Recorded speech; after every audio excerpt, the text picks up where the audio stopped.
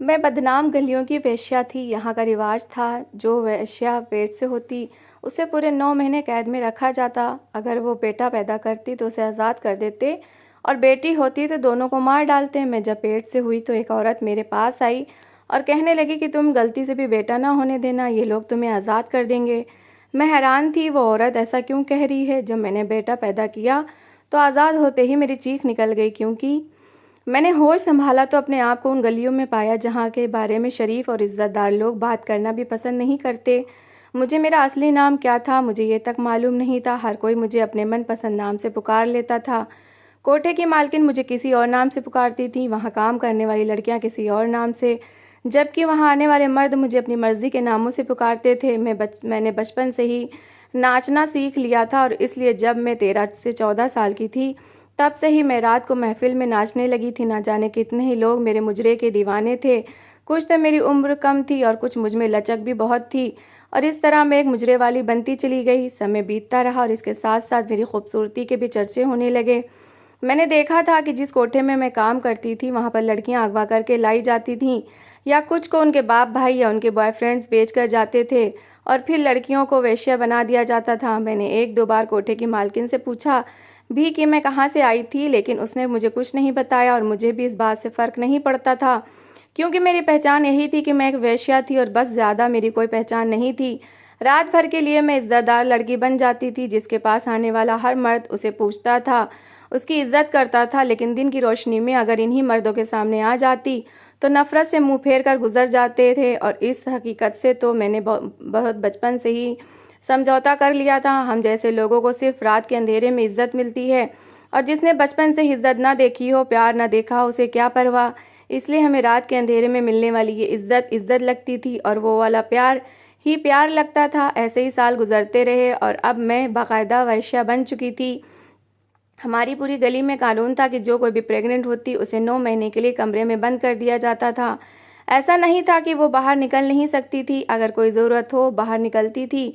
इससे ज़्यादा वो कमरे से बाहर भी नहीं निकल आ सकती थी, और फिर अगर वो वेश्या बेटी पैदा करती तो इन दोनों को ही मार दिया जाता था, और अगर वो बेटा पैदा करती तो इस वेश्या को बेटे के साथ उसी वक्त इस गली से निकाल दिया जाता था। मुझे हमेशा से ये कानून बहुत अजीब लगता था कि भला बेटी होने पर ये दोनों को मार क्यों देते हैं। बेटी होना तो हमारे धंधे में बहुत ज़्यादा फ़ायदा होता है, क्योंकि वही बेटी अगले 15-16 साल गुजरने के बाद पैसे कमाने का ज़रिया बन जाती है, जबकि बेटा पैदा होने पर वो तो पहली वाली वेश्या से भी हाथ धो बैठते हैं और बेटे के साथ उसे भी निकाल देते हैं। जबकि मुझे तो ये बात समझ नहीं आती थी कि जो मुझसे बड़ी थी या ज़्यादा उम्र की औरतें थीं, अगर उनसे पूछती तो वो कहती कि इस कानून को हमने नहीं बनाया, लेकिन हम इसको तोड़ नहीं सकते, यह कानून ऐसे ही चला आ रहा है, बस तुम बचकर रहना, कहीं प्रेग्नेंट ना हो जाओ। लेकिन होने को कौन डाल सकता है। मैं 19 साल की थी जब मैं प्रेग्नेंट हो गई, और फिर कानून के मुताबिक हमारे ही कोठे में मुझे कमरे में बंद कर दिया गया। मुझे ज़रूरत के तहत बाहर निकलने की अनुमति थी, लेकिन बगैर ज़रूरत कमरे से नहीं निकल सकती थी, और घर से तो बिल्कुल ही नहीं निकलने दिया जाता था। मैं बस कभी कभार थोड़ी देर के लिए कमरे से बाहर जाकर घूम आती थी, क्योंकि मुझे खाना कमरे ही में दिया जाता था, और कमरे के साथ ही वॉशरूम भी था। ऐसा नहीं था कि मेरे पास किसी को आने की अनुमति नहीं थी। कोठे पर मौजूद लड़कियां या कोई भी मेरे कमरे में आ सकता था, लेकिन मैं बाहर नहीं जा सकती थी। इसलिए अक्सर वहां पर मौजूद लड़कियां मेरे कमरे में आकर बैठी रहती और मुझसे बातचीत करती थीं, क्योंकि मेरी सबसे बहुत अच्छी दोस्ती थी, क्योंकि मैंने होश ही इस जगह पर आकर संभाला था। और इनमें से कितनी लड़कियां थीं जो मेरे सामने लाई गई थीं, और उस समय मैं इनका सहारा बनी थी। और आप सबको ही मालूम था कि मेरे पास वक्त बहुत कम है। अगर तो मेरी बेटी पैदा हुई तो मुझे जान से मार दिया जाएगा, और अगर बेटा पैदा हुआ तो भी यहाँ से निकाल दिया जाएगा। इसलिए जो भी समय यहाँ था वो मेरे साथ गुजारना चाहती थी, और ये सारी बातें मेरे दिमाग में भी थीं, इसलिए मैं भी ज़्यादा टाइम इनके साथ ही रहती थी। मुझे यहाँ पर रहते हुए अभी कुछ ही महीने हुए थे कि एक दिन सुबह के समय एक औरत मेरे कमरे में आई, क्योंकि मेरे कमरे में आने पर किसी को पाबंदी नहीं थी, इसलिए मेरे कमरे का दरवाज़ा हर समय खुला रहता था। और ये वो वक्त होता था जब हमारे कोठे की सारी औरतें अपने कामों से फ्री होकर अपने अपने कमरों में जाती थीं, और सारी रात आने वाले मर्द अपने घरों की राह लेते थे। और यह समय भी खासी गहमा गहमी का होता था। मर्द वापस जा रहे होते थे और औरतें सारी रात की थकी हारी अपने गहने उतार कर आराम करने का सोच रही होती थीं। उस समय औरत का मेरे कमरे में आना मेरे लिए हैरत वाली बात थी, क्योंकि वो औरत हमारे कोठे से संबंध भी नहीं रखती थी। पहली बात तो ये है कि इज़्ज़तदार औरतें इस बदनाम गलियों में आती ही नहीं हैं और इधर मजबूरी के तहत अगर आ जाएं तो दिन की रोशनी में आती हैं, रात को यहाँ आने की किसी की भी हिम्मत नहीं होती। जबकि वो औरत इस समय यहाँ क्या कर रही है? लेकिन मैंने जब इस औरत से पूछा कि तुम कौन हो और यहाँ क्यों आई हो, तो उसने कहा कि तुम इस बात को छोड़ो कि मैं कौन हूँ और यहाँ क्यों और कैसे आई हूँ। तुम बस भगवान से ये प्रार्थना करो कि भगवान तुम्हें बेटा न दे। अगर तुम्हें बेटा हुआ तो तुम यहाँ से आज़ाद कर दी जाओगी। मैंने कहा कि ये तो अच्छी बात है कि अगर बेटा हुआ तो मैं आज़ाद कर दी जाऊंगी। इससे कम से कम ये तो होगा कि मैं ज़िंदा रहूंगी और अपने बेटे की अच्छी परवरिश कर सकूंगी। लेकिन अगर बेटी हुई तो मुझे और मेरी बेटी दोनों को मार दिया जाएगा। लेकिन वो किसी तरह भी मेरी बात मानने को तैयार नहीं थी। उसने मुझे यही कहा कि बस प्रार्थना करो तुम्हें बेटा ना हो, और जिस तरह मुंह छुपाकर खामोशी से आई थी वैसे ही निकलकर कमरे से चली गई। और उस वक्त मुझे बाहर निकलना सख्ती से मना था कि कहीं किसी आते जाते मर्द की नज़र मुझ पर न पड़ जाए, इसलिए मैं तो बाहर नहीं निकल सकती थी, इसलिए चुप हो गई। मुझे लगा कि इस औरत से मुझे पूछना चाहिए कि ये बात क्यों कर रही है, जबकि इस औरत को पहले तो मैंने यहाँ देखा नहीं था। मैं सालों से इस जगह पर रह रही थी, लेकिन जिस औरत औरत तरह वो औरत खामोशी से आई थी वैसे ही जा चुकी थी, जैसे कोई सपना हो। इसलिए मैं इस बात को भूल गई और मैंने किसी से भी इस बात का जिक्र नहीं किया। लेकिन कुछ ही दिनों बाद वो औरत फिर से रात के समय मेरे कमरे में आई और उसने कहा कि तुमने मेरी बात को सीरियस नहीं लिया है। मैं तुम्हें फिर से कह रही हूँ कि प्रार्थना करो, बेटा पैदा मत हो, और मैं तुम्हें बार बार समझा रही हूँ कि किसी तरह बेटा पैदा नहीं करना। मुझे उसकी बात पर हैरत हुई, क्या वो पागल है? बेटा पैदा करना या बेटी पैदा करना ये मेरे हाथ में कहाँ है? और अगर मेरे हाथ में होता तो क्या मैं प्रेग्नेंट होती? जबकि मैं ये भी नहीं जानती थी कि आने वाले बच्चे या बच्ची का बाप कौन है। लेकिन वो औरत बस एक ही बात की रट लगाए जा रही थी कि बेटा पैदा मत करना, बेटा पैदा मत करना, और खामोशी से निकल गई। मैंने उससे बहुत सवाल किया कि वो कहाँ से और क्यों आई है और बेटा पैदा करने से क्या होगा, लेकिन वो मेरी किसी भी बात का जवाब नहीं दे रही थी। मैंने जब उस औरत पर ध्यान दिया कि वो जो भी थी रात के समय आती थी, इसका मतलब था कि सारे रास्ते उसे मालूम थे। इसलिए मुझे लगा कि शायद कभी वो भी इन गलियों में रहती होगी, इसलिए इसे सारे रास्ते मालूम हैं, और शायद इसका बेटा होगा इसलिए वो इन गलियों से निकल गई होगी। ये तो अच्छी बात है ना कि वो बदनाम गली से निकल गई, तो फिर ऐसा क्यों कह रही है? और अब तो ये सिलसिला चल निकला था। वो औरत हर 3-4 दिन के बाद ऐसे ही रात के वक्त छुप कर मेरे कमरे में आती और एक ही बात करती कि बेटा पैदा मत करना, और जिस तरह खामोशी से आती थी वैसे ही निकल जाती। मैंने तो अब इस बात पर सोचना छोड़ दिया था, लेकिन कमरे में अकेली होती थी तो खास ख्याल उसी औरत पर जाता था, और जब भी ध्यान जाता था तो मेरा दिल नहीं करता था कि मैं बेटा ना होने की प्रार्थना करूं। मैं दिल से चाहती थी कि मुझे बेटा पैदा हो, ऐसे कम से कम मैं जिंदा तो रहूंगी। मैंने उस औरत के बारे में किसी से कोई बात नहीं की, और वैसे भी समय गुजरता जा रहा था और मेरी वो दोस्त जिनसे मैं बहुत अच्छा संबंध रखती थी, अब अच्छा बहनों जैसा रिश्ता था, वो सब बहुत उदास हो रही थी। उनकी एक ही कोशिश होती थी कि ज़्यादा से ज़्यादा समय मेरे साथ बिताएं। सबसे बड़ी बात यह है कि इस कोठे की मालकिन भी उदास थी, क्योंकि उसके साथ भी मेरी बहुत बनती थी, क्योंकि मैंने कभी भी उसे तंग नहीं किया था, इसलिए वो मुझसे बहुत प्यार करती थी। लेकिन वो भी जानती थी कि मेरे पास समय कम है, और जैसे ही मेरी डिलीवरी होगी या तो मुझे ये दुनिया छोड़नी पड़ेगी या फिर ये गलियाँ, और मैं कभी भी नहीं मिल सकूंगी। लेकिन गुजरते वक्त को तो कोई नहीं रोक सकता, वक्त का काम है गुजरना, और ऐसे ही वो वक्त गुजरता जा रहा था। हर गुजरता दिन मुझे इनसे दूर लेता जा रहा था, और इन गलियों में मेरे बचपन, लड़कपन और जवानी भी गुजरी थी, और इन गलियों के अलावा मैंने दुनिया देखी ही नहीं थी। मुझे इन गलियों से जाना था। अब मुझे उस औरत की बात किसी हद तक ठीक लगने लगी थी कि अगर मुझे बेटा पैदा हुआ तो मैं बेटा लेकर कहाँ जाऊंगी? मैं तो यहाँ किसी को जानती तक नहीं, और दूसरी बात यह कि बेटी हुई तो भी मुझे मरना पड़ेगा, जबकि आगे कुआं पीछे खाई वाला हिसाब था। और यही सोच और चिंता ने मुझे बहुत ज़्यादा बीमार कर दिया था। आखिरकार वो समय भी आ गया जब मेरे भविष्य की ज़िंदगी का फैसला होना था, और भगवान ने मुझे बेटा दिया था। बेटा पैदा होने की मुझे खुशी इसलिए थी कि अब मैं ज़िंदा रहूंगी। बेटा भी बहुत सुंदर था। बेटा पैदा होने के बाद कोठे की मालकिन ने मुझे कहा कि तुम्हें यहाँ से जाना होगा, और ये बात तो मुझे पहले ही से मालूम थी। लेकिन मैंने उनसे विनती की कि सिर्फ आज की रात मुझे यहाँ रहने दें, क्योंकि मैं सबसे मिलना चाहती थी, सबके साथ समय बिताना चाहती थी। उन्होंने मुझ पर मेहरबानी की, मुझे अनुमति दे दी। वो रात मेरे लिए बहुत अजीब थी कि इस रात हमारे कोठे का दरवाज़ा नहीं खोला गया, किसी मेहमान का स्वागत नहीं किया गया, बल्कि वो रात वहाँ की सारी लड़कियों ने मेरे नाम कर दी। वो सारी रात हम लोगों ने बैठकर बातें की, और जैसे जैसे सुबह करीब आती जा रही थी मुझे ऐसा लग रहा था जैसे मेरी जान निकल रही हो। मुझे भी यहाँ से जाना था। सुबह मैंने अपने बेटे का कुछ सामान उठाया और इस कोठे से बाहर निकल आई। इससे पहले मैं जब भी यहाँ से बाहर गई थी तो गाड़ी में ही गई थी और बाहर जाना तो किसी पार्टी में होता था या पार्लर जाने के लिए होता था, लेकिन आज यहाँ से अकेले बाहर जा रही थी। लेकिन ये कदम तो मुझे उठाना ही था। बेटे को लेकर इन गलियों से निकली, बार बार पीछे मुड़कर देख रही थी, लेकिन वापसी का कोई रास्ता नहीं था और मुझे रह रहकर वो औरत याद आ रही थी जिसने मुझे कहा था कि प्रार्थना करो तुम्हें बेटा ना हो। वो शायद ठीक ही कह रही थी कि बेटी होती तो एक बार ही हम दोनों माँ बेटी मर जाती, लेकिन अब मुझे पल पल मरना पड़ रहा था क्योंकि मुझे नहीं पता था कि मैं कहाँ जाऊँगी।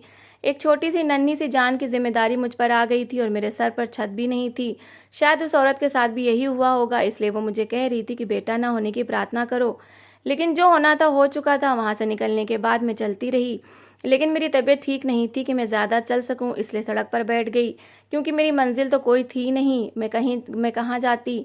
थोड़ी देर बाद ही मेरे पास गाड़ी आकर रुकी और उसमें बैठे हुए आदमी ने मुझसे पूछा कि आपको कहीं जाना है। मैंने कहा कि मुझे कहीं नहीं जाना, लेकिन उसने कहा कि ये सड़क बहुत ख़तरनाक है, बिल्कुल सुनसान रहती है, यहाँ डाकुओं का राज है, इसलिए आप यहाँ से चले मेरे साथ जहाँ कहेंगी मैं आपको छोड़ दूंगा। मैं खामोशी से उसकी गाड़ी में बैठ गई और उससे कहा कि मुझे किसी भी अनाथ आश्रम में छोड़ दो।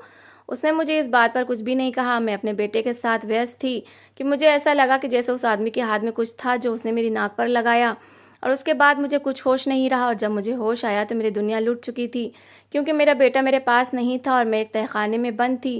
तहखाना इसलिए कि जब मैं कमरे का दरवाज़ा खोलकर बाहर निकली तो वहाँ सिर्फ सीढ़ियाँ थीं जो ऊपर जा रही थीं और उसके साथ दरवाज़ा लगा था जो कि बाहर से बंद था। मैंने दरवाज़ा बजाया लेकिन किसी ने भी दरवाज़ा नहीं खोला। आवाज़ें दी थीं लेकिन सब बेकार, और दूसरा बेटे का दुख मुझे खाए जा रहा था। मुझे अपनी परवाह नहीं थी क्योंकि मैं कौन सा कोई इज़्ज़तदार लड़की थी जिसे इज़्ज़त लूटने का डर होता, लेकिन जिसकी वजह से मैं अपने ठिकाने से निकाली गई थी वो भी मेरे पास नहीं रहा था। कुछ देर बाद दरवाज़ा खुला तो दरवाजे पर जिसे मैंने देखा उसे देखकर ऐसा लगा कि जैसे कमरे की छत मेरे सर पर गिर गई हो। दरवाजे पर वही औरत खड़ी थी जो मेरे पास रात के समय आया करती थी। उसने मुझसे कहा मना किया था ना, बेटा पैदा ना कर लिया ना, अब भुगतो। मैंने उससे कहा कि मेरा बेटा दो, बस मुझे तुम जो चाहती हो मैं वो कर दूंगी, मुझे मेरा बेटा दो। उसने मुझे इशारा किया और मैं उसके पीछे हो गई। आगे वो चलने लगी, मैं उसके पीछे जाने लगी। कमरे में मेरा बेटा सोया हुआ था। उसने कहा कि वो तुम्हारा बेटा है, जाओ अपने बेटे को उठा लो। मैं तो पागलों की तरह भागती हुई बेटे के पास गई, उसे उठाकर चूमने लगी। मैं भूल गई थी कि मेरे पीछे औरत खड़ी है और मुझे उससे सवाल करना है। लेकिन जब थोड़ी देर बाद मुझे होश आया और मैंने पलटकर देखा तो वहाँ कोई भी नहीं था। मैं अपने बेटे को उठाकर बाहर निकली तो एक छोटा सा मकान था और इस मकान में मेरे अलावा कोई भी नहीं था। वो औरत कहीं नहीं थी। मकान की दीवारें इतनी ऊंची थी कि इन्हें फलांग कर घर के बाहर निकल नहीं सकती थी। मेन गेट भी काफ़ी मजबूत था, वो बाहर से बंद था और मकान छोटा सा था। एक कमरा, एक किचन, बाथरूम और बस, इसके अलावा इस मकान में कुछ नहीं था। मुझे हैरत हुई कि वो औरत कौन थी और वो मुझे यहाँ क्यों लाया। उस औरत ने मुझे क्यों निकाला और फिर वो मर्द कौन था जिसने मुझे बेहोश किया था और यहाँ लेकर आया। लेकिन सिर्फ एक ही बात की तसल्ली थी कि वो जो कोई भी है जिसने मुझे अगवा किया है वो कम से कम हम दोनों को नुकसान नहीं पहुँचाना चाहता, वरना अब तक ज़रूर मुझे और मेरे बेटे को मार सकता था। मेरा जब थोड़ा सा दिमाग जगह पर आया तो मैंने पूरे घर को देखा। कमरे की अलमारी में मेरे बच्चे के और मेरी ज़रूरत की तकरीबन सारी चीज़ें पड़ी थीं और किचन में खाने पीने का सामान पड़ा हुआ था। यानी कि मुझे कोई ख़तरा नहीं था। जो वहाँ से निकलते हुए परेशान हो रही थी कि मैं कहाँ जाऊँगी, बच्चे को लेकर कहाँ जाकर रहूँगी, वो मसला तो भगवान ने पहले ही हल कर दिया था। लेकिन मुझे यहाँ कौन और क्यों लेकर आया ये जानना भी बाकी था। मुझे यहाँ रहते हुए 2 हफ्ते हो चुके थे और इन 2 हफ्तों में इस घर में कोई भी नहीं आया था। सिर्फ मैं और मेरा बेटा, हम दोनों ही रहते थे। चीज़ों की मुझे कोई परवाह नहीं थी क्योंकि वहाँ ज़रूरत की हर चीज़ मौजूद थी और किचन में हर तरह के खाने पीने का सामान मौजूद था। लेकिन इंसान तन्हाई से तंग आ जाता है। मैं कब तक यहाँ अकेली रहती। मैं यहाँ से निकलने के रास्ते ढूंढ रही थी, लेकिन इसके बावजूद कैदी थी। बात करने के लिए मेरे पास एक बेटा था जो कि मेरी बात का जवाब नहीं दे सकता था। 1 महीने के बाद तो मेरे पास खाने पीने का सामान ख़त्म होने के करीब था। यहाँ तक कि बच्चे के कपड़े और उसकी ज़रूरत की चीज़ें भी ख़त्म होने को थीं कि रात गए मुझे ऐसा महसूस हुआ कि बाहर का दरवाज़ा खुला हो। मैं अभी यही सोच रही थी कि मुझे बाहर जाना चाहिए या नहीं कि मेरे कमरे का दरवाज़ा खुला। क्योंकि मैं हमेशा से लाइट ऑन करके सोती थी, इसलिए मैंने दरवाजे की तरफ देखा तो वही औरत दरवाजे पर खड़ी थी। उसे देखते ही मैं फ़ौरन भागती हुई उसके पास पहुंची और उससे कहा कि आज तुम मेरी किसी भी सवाल का जवाब दिए बगैर नहीं जा सकती। यहाँ चुप करके बैठो और मुझे बताओ कि ये सब क्या है, कौन हो तुम और यहाँ मुझे लेकर कौन लेकर आया है और क्यों लेकर आया है, मुझे सारी बात बताओ। उस औरत ने कहा कि आज मैं तुम्हारे सारे सवालों का जवाब देने आई हूँ। सबसे पहले तो तुम ये सुन लो कि मैं तुम्हारी माँ हूँ और मैं भी एक वेश्या थी और मेरा भी एक बेटा पैदा हुआ था जिसकी वजह से मुझे उन गलियों से निकाल दिया गया था। लेकिन वहाँ से निकलते ही जिस तरह तुम्हें बेहोश करके यहाँ लाया गया, मुझे भी लाया गया था और ऐसे ही एक मकान भी रखा गया था जहाँ ज़रूरत की हर चीज़ मौजूद थी। हर महीने सामान आ जाता था, नए कपड़े आ जाते थे और जब ये बेटा 1 साल का हुआ तो मेरा बेटा मुझसे छीन लिया गया था और फिर मुझे दोबारा वेश्या बना दिया गया था और वो भी उसी मकान के अंदर जहाँ मैं कैद थी, जहाँ मेरी मर्ज़ी नहीं चलती थी, जहाँ ना जाने कौन कौन आ जाता था। फिर मैं प्रेग्नेंट हुई तो तुम पैदा हुई, तुम्हारे जन्म के बाद ही यही किया गया था। 1-2 महीने तक कोई नहीं आया था, लेकिन इसके बाद जब तुम 2-3 साल की हुई तो तुम्हें भी छीन लिया गया और तुम्हें कोठे पर बिठा दिया गया। लेकिन मेरा बेटा, ये मुझे बाद में मालूम हुआ कि हर कोठे पर आने जाने वालों का हिसाब रखा जाता है और उनका बाकायदा डीएनए रखा जाता है। जो बेटे पैदा होते हैं उनका डीएनए टेस्ट करवाया जाता है और फिर अगर वो किसी अमीर बाप के बेटे का हो तो बाप को ब्लैकमेल करके उनसे पैसे निकलवा लिए जाते हैं और उनके बाप बहुत अमीर ना हो तो उन बच्चों को या तो भीख मांगने पर लगा दिया जाता है या फिर उनसे मजदूरी करवाई जाती है, यानी हर तरह से फ़ायदा उठाने का काम है। मैंने कहा कि अगर उन्होंने यही सब करना होता तो ये ड्रामा क्यों किया जाता है कि बेटी पैदा होगी तो माँ बेटी को मार देंगे और बेटा पैदा होगा तो वहाँ से निकाल देंगे। उसने कहा कि ये कानून जब मैं नई नई उस दुनिया में गई थी तब बना था, क्योंकि वहाँ पर इससे पहले ऐसा कानून नहीं था। वहाँ जिस औरत की बेटी होती थी उसे भी वहाँ पर वेश्या बना दिया जाता था, लेकिन एक बाप ने अपनी सगी बेटी जो कि वेश्या बन चुकी थी उसके साथ रात गुजार ली थी। कभी कोई भाई अपनी बहन के साथ तो कभी बेटा माँ के साथ, और बाद में ये कानून बनाया गया। और तुम्हें एक बात बताऊं कि आज तक वहाँ पर जिन औरतों को कैद किया जाता है इनमें से किसी की भी बेटी पैदा नहीं हुई, सबके बेटा पैदा होते हैं और उन्हें जब वहाँ से निकाल दिया जाता है तो इसके बाद उनके साथ यही होता है जो तुम्हारे साथ हुआ, जो मेरे साथ हुआ। लेकिन माँ ने खुद ही मुझे कहा कि तुम्हारे साथ वो नहीं होगा जो मेरे साथ हुआ। मैं क्योंकि बूढ़ी हो गई हूँ इसलिए मुझे आने जाने की हर जगह आज़ादी है। मैं तुम्हें इज्जत दे सकती हूँ, यहाँ से निकाल कर एक बस्ती में पहुँचा दूँगी। वहाँ तुम्हें खुद ही अपने लिए काम ढूंढना होगा और अपने बेटे की परवरिश करनी होगी। मुझे ये बात मंजूर थी, इसलिए माँ की मदद से वहाँ से भाग गई और गरीबों की बस्ती में गरीब औरत बनकर रहने लगी। मैं जिसके हुस्न के कभी चर्चे होते थे अब लोगों के घरों में काम करती थी और बेटे को पालती थी, क्योंकि ना ही मैं कोई नई वेश्या जन्म देना चाहती थी और ना ही अपने बेटे को भीख मांगने पर मजबूर करना चाहती थी। तो दोस्तों, इस कहानी को लेकर आपकी क्या राय है कमेंट बॉक्स में ज़रूर बताएं और अगर आपको कहानी अच्छी लगी हो तो प्लीज़ लाइक ज़रूर करें। अगर आपने अभी तक हमारे चैनल को सब्सक्राइब नहीं किया तो ज़रूर कर लीजिए। तो मिलते हैं ऐसी ही एक मोटिवेशनल कहानी के साथ। Thanks for watching.